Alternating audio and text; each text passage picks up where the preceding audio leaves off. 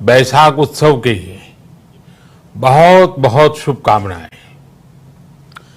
ये मेरा सौभाग्य है कि मुझे पहले भी इस पवित्र दिन पर आपसे मिलने, आप सभी से आशीर्वाद लेने का अवसर मिलता रहा है। 2015 और 2018 में दिल्ली में और साल 2017 में कोलंबो में मुझे इस कार्यक्रम से जुड़ने का, आपके बीच आने का मौका मिला था। हां, इस बार परिस्थितियां ही कुछ और हैं, इसलिए आमने सामने आकर के आपसे मुलाकात नहीं हो पा रही। साथियों,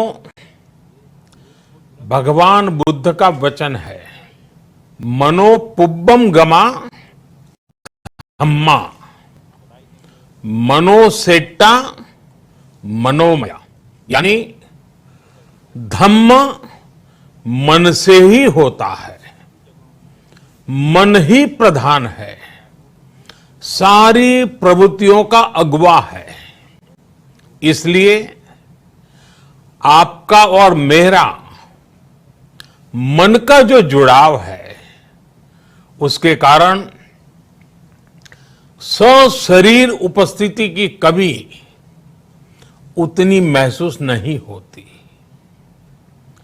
आपके बीच आना बहुत खुशी की बात होती, लेकिन अभी हालात हमें वो परमिट नहीं करते हैं और इसलिए दूर से ही टेक्नोलॉजी के माध्यम से आपने मुझे अपनी बात रखने का अवसर दिया। इससे बढ़कर के संतोष और क्या हो सकता है। साथियों, लॉकडाउन की इस विकट परिस्थितियों में भी वर्चुअल बैसाख बुद्धि पूर्णिमा दिवस समारोह, इसके इस आयोजन के लिए अंतर्राष्ट्रीय बौद्ध संघ प्रशंसा के पात्र है। आपके इस अभिनव प्रयास के कारण ही इस आयोजन में विश्व भर के लाखों अनुयायी एक दूसरे के साथ जुड़ रहे हैं।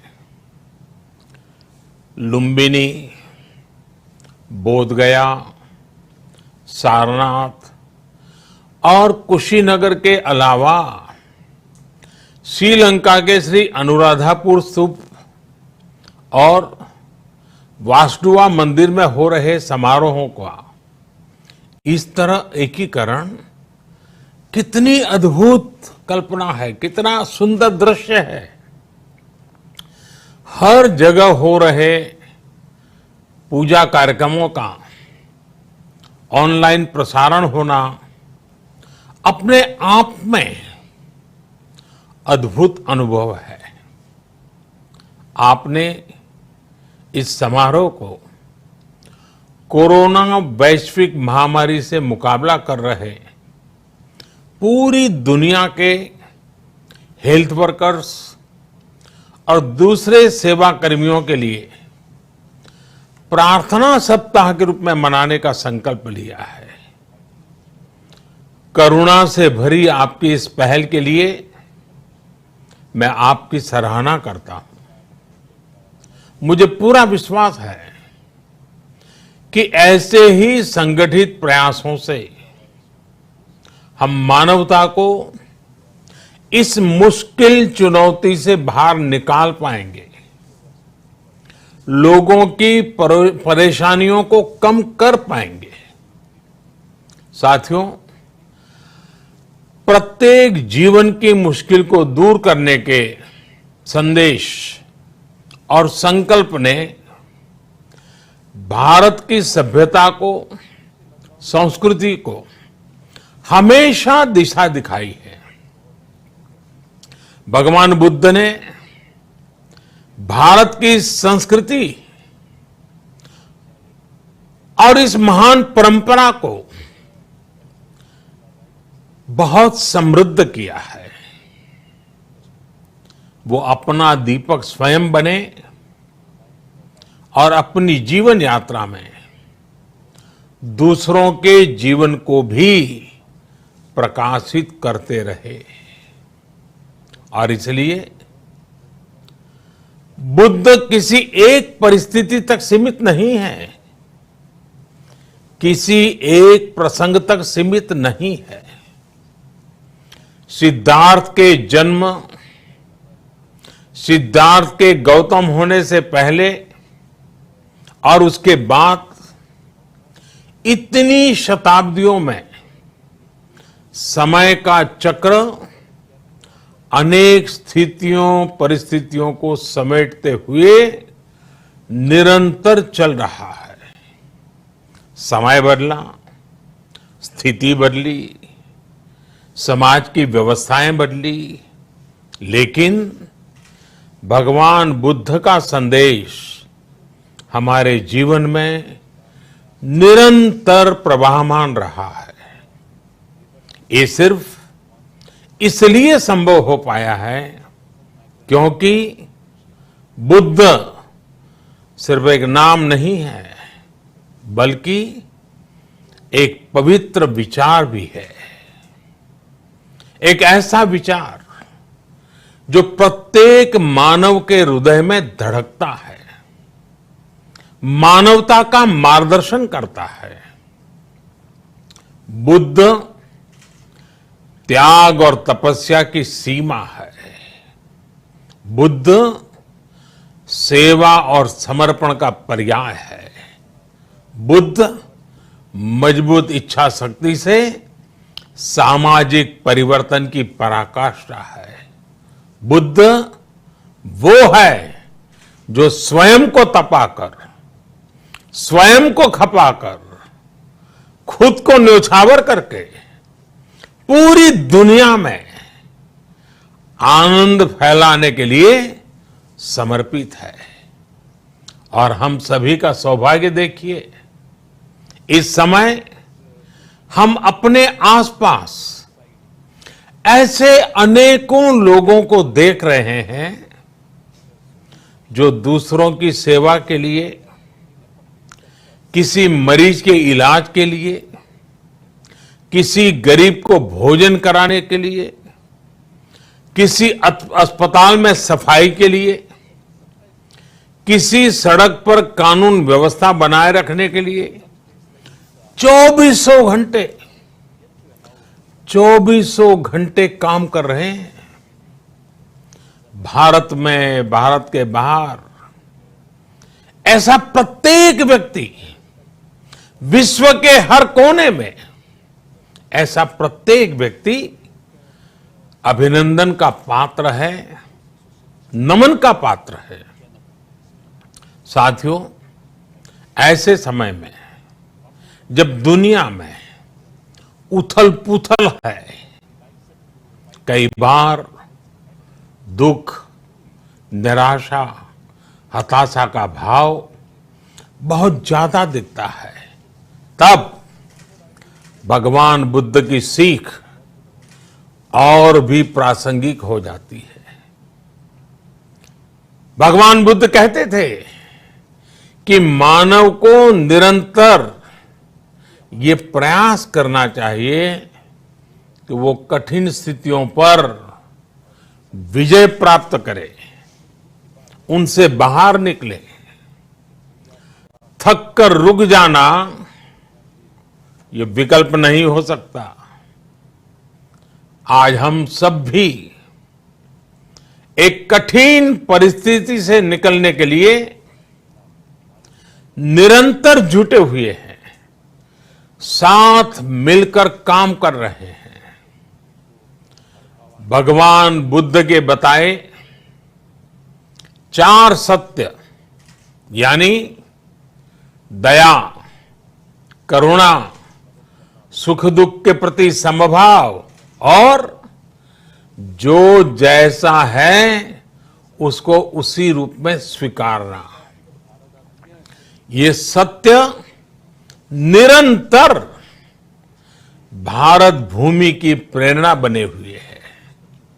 आज आप भी देख रहे हैं कि भारत निस्वार्थ भाव से, बिना किसी भेद के अपने यहां भी और पूरे विश्व में कहीं भी संकट में घिरे व्यक्ति के साथ पूरी मजबूती से खड़ा है। लाभ हानि, समर्थ असमर्थ से अलग हमारे लिए संकट की ये घड़ी सहायता करने की है। जितना संभव हो मदद का हाथ आगे बढ़ाने की है। यही कारण है कि विश्व के अनेक देशों ने भारत को इस मुश्किल समय में याद किया और भारत ने भी हर जरूरतमंद तक पहुंचने में कोई कसर नहीं छोड़ी है। भारत आज प्रत्येक भारतवासी का जीवन बचाने के लिए हर संभव प्रयास तो कर ही रहा है, अपने वैश्विक दायित्वों का भी उतनी ही गंभीरता से पालन कर रहा है। साथियों, भगवान बुद्ध का एक एक वचन, एक एक उपदेश मानवता की सेवा में भारत की प्रतिबद्धता को मजबूत करता है। बुद्ध भारत के बोध और भारत के आत्मबोध दोनों का प्रतीक है। इसी आत्मबोध के साथ भारत निरंतर पूरी मानवता के लिए, पूरे विश्व के हित में काम कर रहा है और करता रहेगा। भारत की प्रगति हमेशा विश्व की प्रगति में सहायक होगी। साथियों, हमारी सफलता के पैमाने और लक्ष्य दोनों समय के साथ बदलते रहते हैं, लेकिन जो बात हमें हमेशा ध्यान रखनी है वो ये कि हमारा काम निरंतर सेवा भाव से ही होना चाहिए। जब दूसरे के लिए करुणा हो, संवेदना हो और सेवा का भाव हो, तो ये भावनाएं हमें इतना मजबूत कर देती हैं कि बड़ी से बड़ी चुनौती से आप पार पा सकते हैं। सुप्पबुद्धम पबुज्जन्ति सदा घोतम सावका, यानी जो दिन रात हर समय मानवता की सेवा में जुटे रहते हैं, वही बुद्ध के सच्चे अनुयायी हैं। यही भाव हमारे जीवन को प्रकाशमान करता रहे, गतिमान करता रहे। इसी कामना के साथ आप सभी का बहुत बहुत आभार। इस मुश्किल परिस्थिति में आप अपना, अपने परिवार का, जिस भी देश में आप हैं वहां का ध्यान रखें, अपनी रक्षा करें और यथासंभव दूसरों की भी मदद करें। सबका स्वास्थ्य उत्तम रहे, इसी मंगल कामना के साथ मैं मेरी वाणी को विराम देता हूं। धन्यवाद। सर्वमंगलम।